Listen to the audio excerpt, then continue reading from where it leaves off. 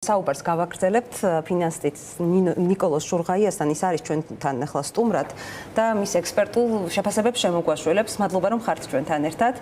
თუ რამე გადავაჭარბე ამ სურათის შეფასებისას, სიამოვნებით მოვისმენ შეფასებას. გამარჯობა ელისო, მადლობა დაპატიჟებისთვის და გამარჯობა ფორმულას ნამდვილი ამბავის მაყურებლებს.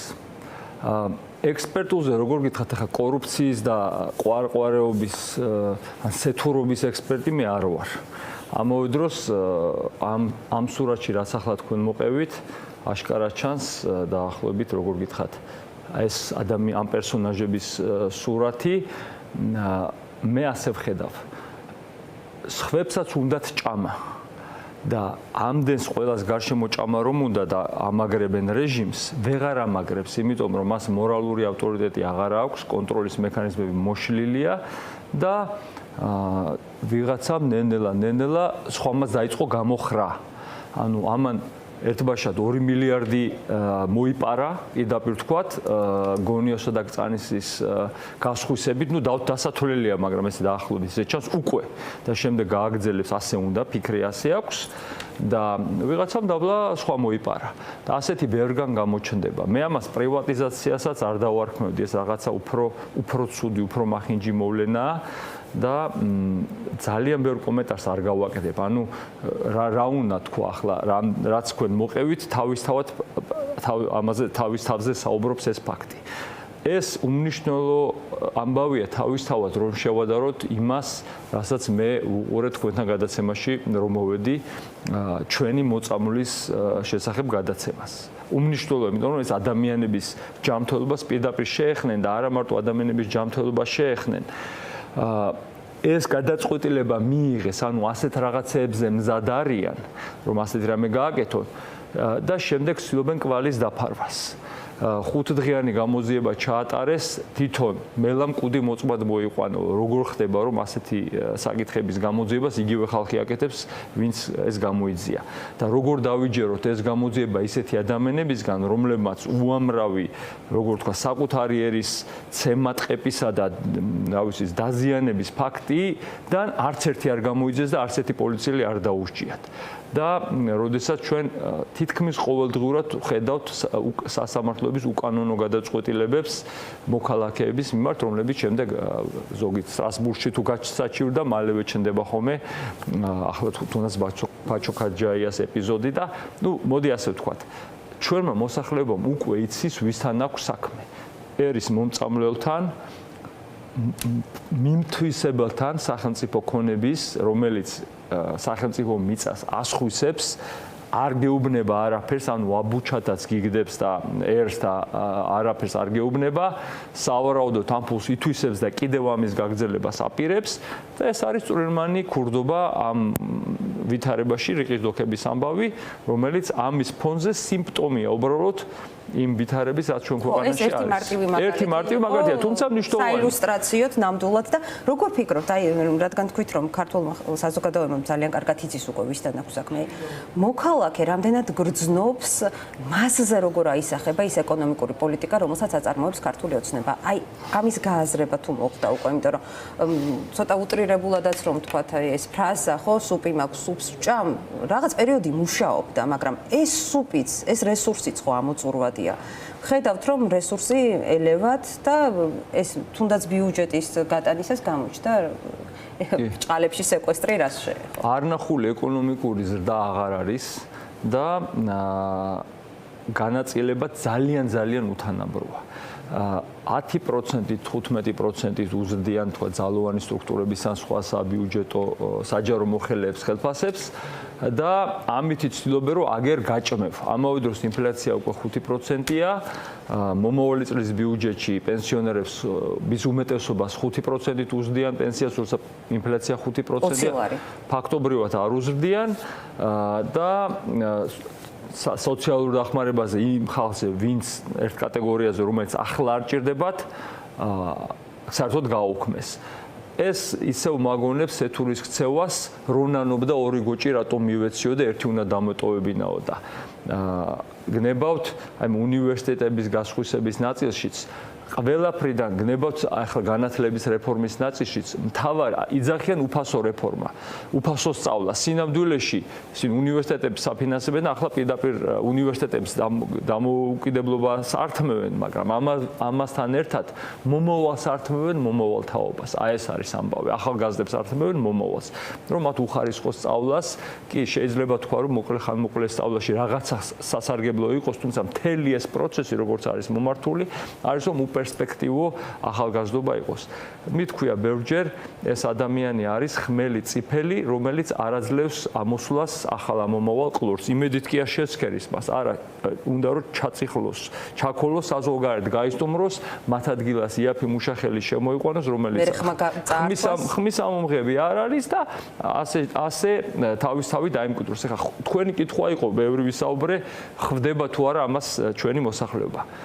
მე რამდენადაც შემიძლია ვიმსჯელო ჩემი ადამიანებთან საუბრები და ბევრ ადამიანთან საუბრობ, ძალიან დიდი უმრავლესობა ამას ხვდება. რაღაც ნაწილი აქტიურად აპროტესტებს, მცირე ნაწილი, რაღაც ნაწილი უკმაყოფილოა, გამოთქვამს ამ უკმაყოფილობას სოციალურ ქსელებში, პირად საუბარში, თუმცა ამავე დროს ერიდება რაღაც ხმამაღლა გაჟღერებას ჩემს მეგობრებს, რა ვიცი, თანაკლასელებს მეგობრებს, რომლებიც საჯარო სამსახურში მუშაობენ, არ ერიდებათ თქვან, რომ საჯარო სამსახურში მუშაობ და ლაიქს ვერ დავსვავ რაღაცაზე. რომ ეშინია რომ გააგდოს. ანუ იცის ეს მიზეშედეგობრივი კავშირი უკვე რომ ეს მართლა ასე მოხდება თუ არ მოხდება, ზუსტად ყველა შემთხვევაში არაა ცნობილი. ამავე დროს უკვე რომ ნახა რომ სხვადასხვა სამინისტროში, გნებავთ საგარეო საქმეთა სამინისტროში, სხვაგან ვინც ხმა მოიღო იმ ადამიანები ან გაისტუმრეს, ან გაუტეხეს სული რაღაცა ფორმით ბოდიში მოახტევინეს თუ რაღაც უკან დაახევინეს. ეს ხობისთვის უკვე მაგალითია, რომ ეს ასეთი ქცევა თავისუფლების გამოხატვა საშიშია, შეიძლება დაუჯდეს სამსახურის ფასად. შესაბამისად, ეს რომ იციან, ასე ვთქვა, ჩუმად არიან. ეს არის ყველაზე დიდი კატეგორია, ასე როგორ ვთქვა, აქტიური მებრძოლები, სუბუქად მებრძოლები და ყველაზე დიდი კატეგორია უკმაყოფილო, მაგრამ ჩუმად მყოფი და არის რაღაც ნაწილები აქტიური მხარდაჭერების და ამას ორად გავყოფდი, ერთი ვინც პირდაპირ მოსარგებლეა და მეორე ვინც მოტყუებულია და ჯერ კიდევ ვერ ხვდება, იმდენად არის რაღაცაზე გაბრაზებული წარსულ ამბებზე 15-20 წლის წინანდელ ამბებზე ან რაღაცა სხვაზე, ან ვიღაც პიროვნებას ვერ იტანს, რომ იმ ჯიბრიდან ან ერთხელ სიტყვა აქვს ნათქვამი და იმ სიტყვას ვერ გადადის. ეს ბევრი ფსიქოლოგიური ფაქტორია. აი ამ ნაწილზე დავფოკუსირდეთ, ვინც ხვდება, რომ ეს რეჟიმი არ მოსწონს, მაგრამ ვერ ხედავს პერსპექტივას როგორ შეცვალოს და აქედან გამომდინარე რაღაცნაირად ან ეშინია და თავზე რისკის აღება არ უნდა, ან უბრალოდ ვერ ხედავს პერსპექტივას. აი აქ არის სამუშაო, რომ ამ ადამიანებს პერსპექტივა დავანახოთ და ამ ადამიანებმა მიიღონ გადაწყვეტილება, რომ რაღაც გააკეთონ ამას. ვისაც როგორ შეუძლია და ეს საკმაოდ ესეთი საკმაოდ ყველაზე მნიშვნელოვანი პროცესია, რომ ეს ადამიანები შევიდნენ წინააღმდეგობაში რეჟიმთან ინფორმით როგორ შეუძლიათ და ამავე დროს ამ ადამიანებმა დაინახონ რეალური პერსპექტივა, რომ ჩვენ ანარქიაში, ქაოსში, გაუგებრობაში არ მივდივართ, სხვა ახალი მოძალადი არ იქნება, რომელიც შეიძლება უარესი აღმოჩნდეს. ანუ შიში რომ ეცვლილების შიში მაქვს, პირიქით, უფრო კარგი მოცემულობა დაინახოს, რომ იმას მიენდოს. აი ეს არის გზა. თქვენ ახლა კონკრეტულ წრეს წარმოადგენთ, ხართ ფინანსისტი, ყოფილი ბანკირი, ძალიან კარგად იცნობთ კერძო ბიზნესის ქცევასაც, ხომ? აი, ახლა რაღაცნაირად ისეთ სპირალში ვართ, სადაც მთელი რესურსი მობილიზებულია ოლიგარქის და ოლიგარქიული რეჟიმის ხელში და მეორეს მხრივ კერძო ბიზნესი, სადაც შეიძლება იყოს, ხო, ალტერნატიული რესურსი, მიდრეკილია თანამშრომლობდეს ხელისუფლებასთან. აი ამ წრის გარღვევა როგორ შეიძლება? ის განუკითხაობა, რაც ქვეყანაშია, ადრე თუ გვიან და შეიძლება უკვე ადრე მივა ხომ კერძო სექტორთანაც. ამ წრეში რამდენად შევიდა ამ აზრის გაცნობიერება რამდენად მოხდა? ბიზნეს წრეები დაახლოებით ისეთივე რაღაც ფრაქციებად შეიძლება იყოს დაყოფილი, როგორც მთლიანად მოქალაქეები. რამდენადმე განსხვავება არსებობს, რა თქმა უნდა, ბიზნეს წრეები უფრო მიდრეკილი არიან, რომ კაპიტალი დააგროვონ, მათთვის ეს ერთგვარი ჰობიც არის, გარდა და ფსიქოლოგიური ერთგვარი ჯაჭვი აქვთ გაბმული ამ პროცესთან და თავის საქმეში არიან ჩაბმული და უყვართ ის საქმე, რასაც აკეთებენ. შესაბამისად, აი ამ რამდენიმე ფაქტორიდან გამომდინარე, შესაძლოა მათში სიფრთხილის დოზა უფრო მაღალი იყოს, ვიდრე მთლიან საზოგადოებაში, თუმცა ძალიან დიდი განსხვავება არ უნდა იყოს. ბიზნეს სექტორში ისევე ბევრი ადამიანი აქტიურად ეწინამდეგება, მიუხედავად ყველაფრისა, უფრო ბევრად მეტი უკმაყოფილოა და რაღაცნაირად კერძოდ გამოთქვამს და კიდევ მეტს არ მოსწონს, მაგრამ არ გამოთქვამს ჩუმად არის, არ უნდა რაიმე საფრთხეს შეეხოს. რაღაც ნაწილი არის, რომელიც კმაყოფილია, აქედან ჭამს და რაღაც ნაწილი მოტყუებულია და რაღაც ფსიქოლოგიური ფაქტორების გამო, ესე ვიტყოდი, გაჭედილია ამ სიტუაციაში. აქაც აი ამ ადამიანებსაც ფიქრი აქვთ, ჩემ კაპიტალს რა დაემართება. ისევე როგორც ჩვეულებრივ მოქალაქე ფიქრობს, ჩემ სამსახურს როგორ სამსახური არ დავკარგო, ის ფიქრობს კაპიტალი არ დავკარგო და საქმე რომელიც მიყვარს არ დავკარგო. ადამიანები, რომლებთან ერთადაც მუშაობ, იმაძეც გარკვეულწილად პასუხისმგებლობას გრძნობ და ამ პროცესში არიან ესეც. ანუ მათაც სჭირდებათ მოცემულობის დანახვა, საიმედოსი, რომელიც მათ გადააწყვეტინებს, რომ უნდა გააკეთონ. მეორე მხრივ, კიდევ მეორე მხარე არის მათ ფიქრში. რა თქმა უნდა, მათი დიდი უმრავლესობა უკმაყოფილოა და საფრთხეს გრძნობს უკვე ამ რეჟიმისგან. იმიტომ რომ უკვე არაერთხელ დაინახეს, რომ ადამიანები, რომლებთანაც მეგობრობდნენ, რაღაც ბიზნეს ურთიერთობები ჰქონდათ, ან თუნდაც პატივისცემით შესქეროდნენ მათ საქმეს, დაინახეს, რომ ისინი გათელილები აღმოჩნდნენ სხვადასხვა სიტუაციაში და ეს სიტუაციები სულ უფრო და უფრო საეჭვო ხდება. ადრე თუ რაღაც გავარდებოდა ხმა, რომ ამან ეს ექნა და ამიტომ, ახლა უფრო და უფრო ძნელად დასასაბუთებელია რატომ. და უფრო მეტიც, ახლა ისინი გზნობენ ისეთ კანონებს იღებენ, რომ რამე რო იყოს, მათაც შეიძლება საქმე მიადგეს. შესაბამისად, ერთი მხრივ ფულს შოულობენ და კი კარგია, თქვა, ფიქრობენ ამას ჩემ საქმეს ვაგრძელებ და იქნება რამე სხვაც ვიშო, მაგრამ მეორე მხრივ ფიქრობს, ხვალ რო რამე იყოს, რა ვქნა. ამიტომ დიდი დისკომფორტი არსებობს ბიზნესში, პირდაპირ იმის გამო, რაც მათ სამშობლოს სჭირს და დამართა ამ დაჯგუფებამ, რომელიც ქვეყნის სათავეში არის მოკალათებული და ამავე დროს რაც შეიძლება მას პირადად დამართოს. აი, არ არიან ისინი ბედნიერი, უმრავლესობა, დიდი უმრავლესობა. მაგის წინაპირობები უკვე შექმნილია და სახეზეა ეს წინაპირობები. მინდა დაუბრუნდე ეკონომიკურ ზრდას. თქვენ ახსენეთ, რომ არნახული ეკონომიკური ზრდა აღარ არისო, თუმცა რაც არის, იმითაც კი ძალიან ხშირად თავს იწონებს ქართული ოცნება, იქნება ეს პრეზენტაციები თუ სხვადასხვა, ყოველ შემთხვევაში ფურცელზე დაწერილი მონაცემებით, გარკვეულ ლიდერობაზეც კი მიუთითებენ ხოლმე. ჩვენ გადაცემას ნამდვილი ამბავი ქვია, სად არის აქ სიმართლის მარცვალი? ანუ ვიზზე აისახა ეს ეკონომიკური ზრდა? რა ეკონომიკური აქტივობები გვაქვს ქვეყანაში, სამუშაო ადგილები რა სფეროში გაიზარდა, ან პირდაპირ უცხოური ინვესტიციები როგორია, ნუ თუ ერთ გახმაურებულ და საეჭვო Eagle Hills არ ჩავთვლით, რა ინვესტიციები შემოდის ქვეყანაში, რა ხსმენიათ, რა იცით, რა ფაქტები არსებობს ამის შესახებ, რაც მიუთითებს იმაზე, რომ რაღაც წინსვლაა ეკონომიკაში, რაზეც სულ საუბრობს ქართული ოცნება. მოდი ცოტა ზევიდან დავხედოთ ჩვენს ეკონომიკას. ბოლო 4 წლის მანძილზე ჩვენი ეკონომიკა მთლიანობაში დაახლოებით 45%-ით გაიზარდა. ეს ცუდი არ არის, ამავე დროს რომ შევადაროთ ბევრ სხვა ქვეყანას არც ისე კარგია. აი, ჩვენს გვერდზე ჩვენი სეპარატისტული ჩვენი ნაწილი საქართველოსთან გამოყოფილი აფხაზეთის ეკონომიკა იმავე პერიოდში 240%-ით გაიზარდა. ანუ იქ ჩვენზე 5-ჯერ მეტით გაიზარდა. ასეთი კარგია ჩვენი ეკონომიკური ზრდა, რაც მოხდა. სიღრმისეულად ამის გაზრდის ძირითადი მიზეზი და სადავო არ არის, დიდწილად ჩვენს გვერდზე გაჩაღებული რუსეთის მიერ უკრაინაში გაჩაღებული აგრესია იყო. ახლა შევხედოთ მომავალს. მომავალ წელს ბიუჯეტში ჩადებულია 5%-იანი ეკონომიკური ზრდა. ეს ზრდა, რა ვიცი, რომ განვითარებად ქვეყნებს შევადაროთ, ჩვენ ნუ შევედარებით ჩამოყალიბებულ ქვეყნებს, დიდარ ქვეყნებს. რა ვიცი, ინდოეთში ჩვენზე მეტი ზრდა არის, ჩინეთში ჩვენზე მეტი ზრდა არის. რატომ ვედრებით ამ ქვეყნებს? ეს ერთი. მეორე, ეს 5% შეიცავს ხუთი ძირითადი სექტორი, ყველაზე დიდი სექტორი საქართველოში, მშენებლობა, მრეწველობა, ვაჭრობა, ინფორმაცია და კომუნიკაციები და ტრანსპორტი და დასაწყობება. ამ ხუთიდან 4 ან ძალიან მცირედ იზრდება უკვე, ან მცირდება. ერთადერთი ამ ხუთიდან სექტორი არის ინფორმაციების და კომუნიკაციების სექტორი, რომელიც არნახულად ჩქარა იზრდება კვლავ. ამ ზრდის დიდი ნაწილი მოდის საწარმოებზე, რომლებიც საქართველოში არის დარეგისტრირებული, ამავე დროს მათი თანამშრომლებიც საზღვარგარეთ მუშაობენ და პროდუქციასაც საზღვარგარეთ ქმნიან და საზღვარგარეთ ყიდიან. უბრალოდ მათი ბრუნვები საქართველოში აისახება და ეს ტექნიკურად ჩვენს მთლიან შიდა პროდუქტს ეწერება. ამავე დროს ეს ფაქტობრივად საქართველოს ძალიან მცირე სარგებელს აძლევს. ეს რომ გამოვაკლოთ დაახლოებით 3.5% დაგვრჩება მომავალ წელს. 3.5% არაფერი ისეთის და არ არის. ამაზე უფრო მეც გეტყვით. ეს მრუდე სარკეა. თავარი არის რა მიდის ადამიანთან. ხვდებით, საქართველოში 31% მოსახლეობის, შრომის უნარიანი მოსახლეობის არის უმუშევარი. ეს არის 600,000 ადამიანი. 600,000 ადამიანი არის 2 მილიონიდან. ეს არის უზარმაზარი ციფრი. აქედან დაახლოებით ნახევარი არის ოფიციალურად უმუშევარი, მეორე ნახევარი, ცოტა მეტი ნახევარზე არის სულს მას მუშაობა, ამავე დროს აღარ ეძებს სამუშაოს, იმიტომ რომ არ აქვს იმედი. გასაკვირიც არ არის, რომ ასეთ ვითარებაში ძალიან ბევრი ადამიანი საზღვარგარეთ გადის და იქ ეძებს თავის ბედს.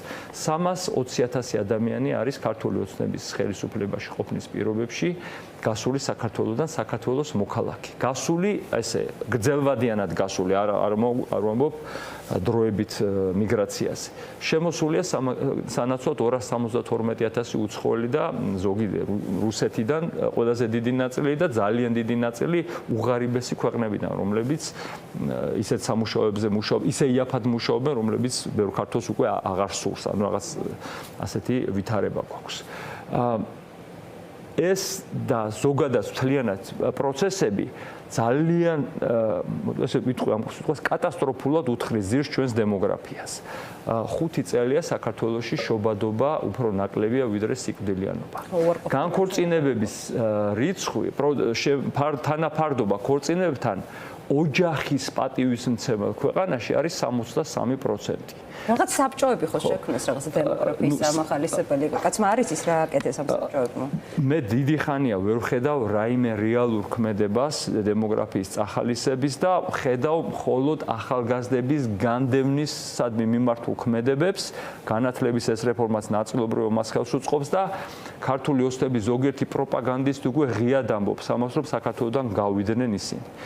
და შემდეგ თვითონ ემიჯნებიან ამას და ასე შემდეგ. ისევე როგორც ემიჯნებიან იმ კორუფციაში, რომელიც შიგნით არიან, რომელშიც ფაქტობრივად თვითონ არიან ჩაფლულები, არნახული კორუფცია ქვეყანაში და არა არნახული სხვა რამე. უხდათ ხომ აი ამ საჯარო ბრძოლის გაჩერება, აი თქვენ რა ახსნა გაქვთ, ჩვენ გარკვეული ვარაუდი გამოვთქვათ მაგას. ეს არის შიდა გადანაწილება და შემდეგ იმ ადამიანების განკულაკება, რომ რაიმე ძალა აღარ იყვნენ, იმათი მოსპობა, რომ სიტყვის ამოღება აღარ შეეძლოთ. გიორგი გახარიამ თქვა რაღაცა ხმა რომ ამოიღო, შემდეგ პრემიერ-მინისტრს უკვე ხმის ამოღება ვეღარ უნდა შეძლოს, ის უნდა განადგურდეს, ეს ამის მიზანი. და რა თქმა უნდა ფულის ამოღებაც მათგან და სხვებისგან. არ გადავედოთ ამ სურათიდან.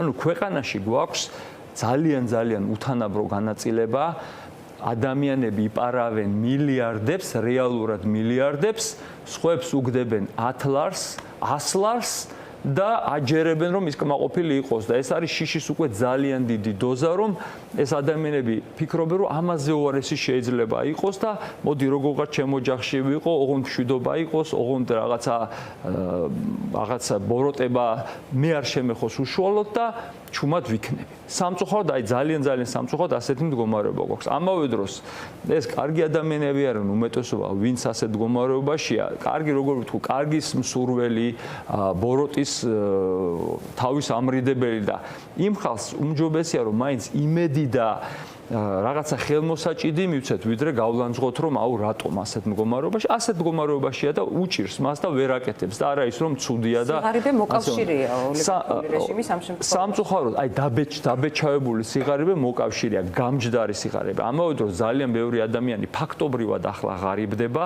და ეს კიდევ უფრო გამძაფრდება. ვინც ახლა აი ამ 10 ლარს, 100 ლარს, 10%-ით მომატებას უხეშად ვიძახი ჯერდება, აი იმ ადამიანებს მინდა გითხრათ, სამწუხაროდ, ჩემო კარგებო, მინდათ რომ კარგად იყოთ. ამავე დროს ასე ჩანს, რომ დღითი დღე გაუარესდება თქვენი მდგომარეობა ამ რეჟიმის პირობებში. როგორც სეთური ნანობდა, რომ ორი გოჭი რატომ მივეციო, ერთი უნდა მიმეცაო, ასევე მოგცემთ მხოლოდ იმას, რომ ხმა მოიღოთ. აი, რომ ისეთ კიდეზე არ მიხვიდეთ, რომ ქუჩაში გამოხვიდეთ, რომ ისეთ კიდეზე არ მოხვიდეთ, რომ ვიღაცამ თავი დაიწვათ და ასე როგორც სამწუხაროდ ხანდახან ხდება ხოლმე. გადით გარეთ იქ მოძებნეთ თქვენი ბედი და აქ თუ გინდათ იყავით ჩუმად, მორჩილად და დასჯერდით რასაც გაძლევთ და ეს იქნება უფრო და უფრო ნაკლები, იმიტომ რომ აღარ ჭირდები და რატომ უნდა მოგცეთ, ასე აზროვნებს ეს ადამიანი და დროა რომ ეს გავიგოთ, რომ ჩვენ თუ ვზივართ მორჩილად და სტატუს კვოს ვიცავთ, სინამდვილეში უკან დახევისთვის ვწირავთ თავს. ამ ადამიანის სიტყვები იყო პირველი, თუ გახსოვთ, როდესაც დაიწყო მიხეილ სააკაშვილის წინააღმდეგ მოქმედება, რომ საუკეთესო თავდაცვა შეტევაო. მისი სიტყვებია და სულ მუდამ ცდილობს, რომ შეტევაში იყოს და გაჩერდება მოუჭერს და როგორც მახრჩობელა გველი სულ უფრო და უფრო მაგრად უჭერს და სანამ ბოლომდე წაგჭერია ყელზე ჯობია რომ გონს მოვიდეთ. აი ეს არის ამბავი ამ ადამიანის. ამავე დროს ვიცი რომ იცით რომ ეს ცუდია და პრობლემა არის რომ ვერ ხედავ სხვას კარგს რომელსაც აქვს უნარი რომ ეს შეცვალოს.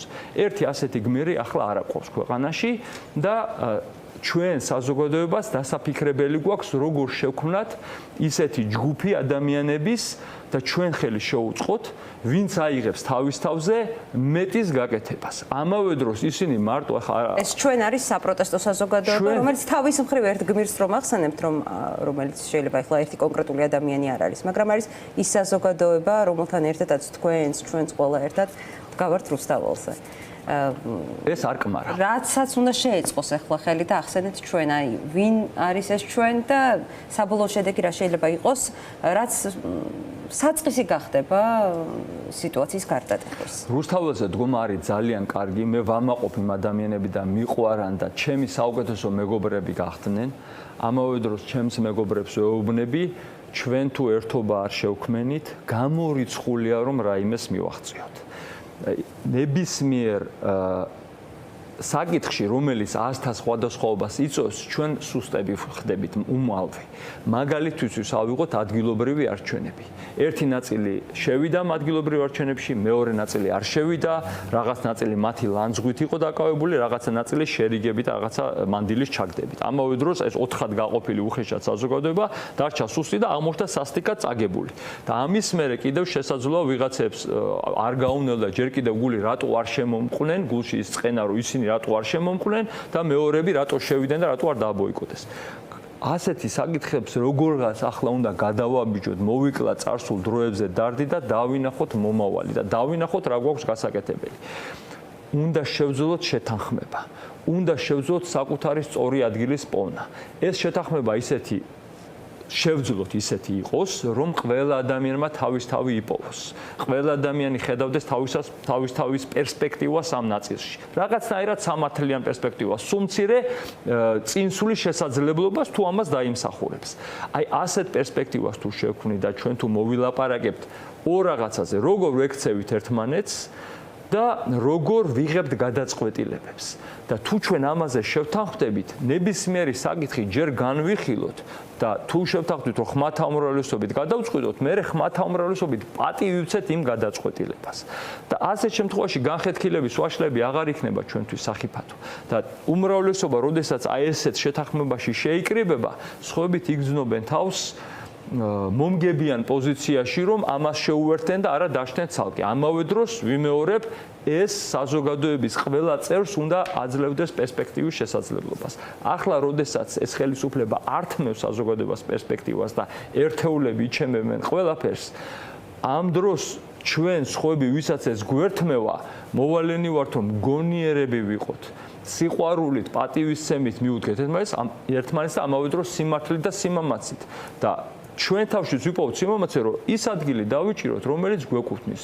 თუ მეტი გვეკუთვნის, გავბედოთ, რომ თქვათ, თუ ნაკლები გვეკუთვნის, ან რაღაცა სხვანაირი გვეკუთვნის, გავბედოთ, რომ იქ გავიწიოთ, რომ ეს მოცემულობა საერთოდ შედგეს. ანუ ერთობის ცენტრის შექმნაზე აუცილებელი, ამას ჩვენ თუ არ შევძლებთ საზოგადოება, გამორიცხულია, ყველანი ერთად წავაგებთ და როგორც ტოლსტოის აქვს, აი ყველა ოჯახი უბედური ოჯახიო, განსხვავებულად უბედური იქნება. აი ესეთი ამბავი იქნება, რომ და როგორც ემიგრანტები მე ჩვენი პირველი რესპუბლიკის დაცემის შემდეგ წლები აგრძელებდნენ საფრანგეთში და სხვა ქვეყნებში დავას რომ ასე უნდა გვექნაო, სამწუხაროდ ასეთ მდგომარეობაში აღმოჩნდები და წიგნები დაიწერება, ბევრი განიხილება და საქმე არ გაკეთდება. ახლა არის ამ სამკლაურების დაკაპიცების დრო და ამ ერთობაზე ზრუნვის დრო და დაფიქრების დრო, რომ ეს თუ არ გავაკეთეთ, ჩვენი ბევრი თანამოაზრე გყავთ ამ საქმეში, აი რაიმე სიახლეს როდის შეიძლება ველოდოთ?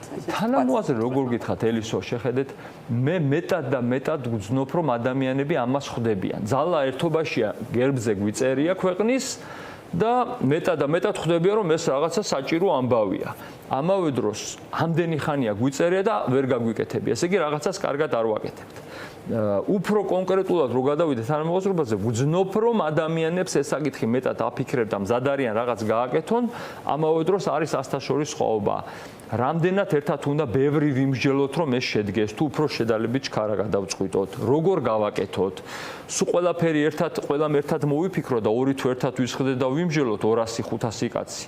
თუ რაღაცა ჯგუფებმა სხვა იდეები მოიტანონ და მე იმ იდეებზე ვიმსჯელოთ, რომ რაღაცნაირად დავაჩქაროთ ეს პროცესი.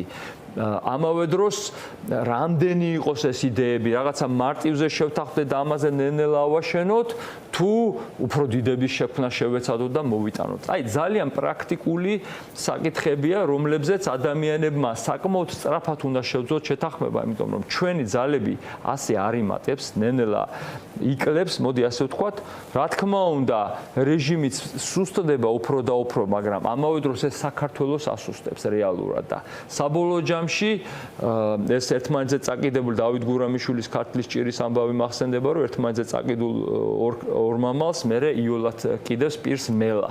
ასე შეიძლება დაგვემართოს. ამიტომ ჩვენ მოდი ვიტყვი, თუ გონიერ ადამიანებად მიგვაჩნიათ თავი, დროულად გვმართებს რაღაცაზე შეთანხმება. ძალიან საინტერესოა, თუ კი სიახლეები იქნება, დამატებით კონტურები გამოიკვეთება, ფორმულა ცხადია, თვალს მიადევნებს ერთობის ჩამოყალიბების პროცესს. ძალიან საინტერესო შეფასებები მოვისმინეთ თქვენგან. ნიკოლოზ შურღაია იყო ჩვენი გადაცემის პირველი სტუმარი. მადლობა რომ იყავით ჩვენთან ერთად. ვრჩებით ხაზზე, ძალიან საინტერესო იყო განსაკუთრებით ბოლო ნაწილი, რაც გითხარით და მაყურებელს ვეტყვი რომ რეკლამის შემდეგ ძალიან დიდი მადლობა. ზურაბ ჯაფარიძის ამბით უნდა დავუბრუნდეთ ძლივს რაღაც პოზიტიურ თემაზე, მის გათავისუფლებაზე უნდა ვილაპარაკოთ. დავუბრუნდებით რეკლამის შემდეგ.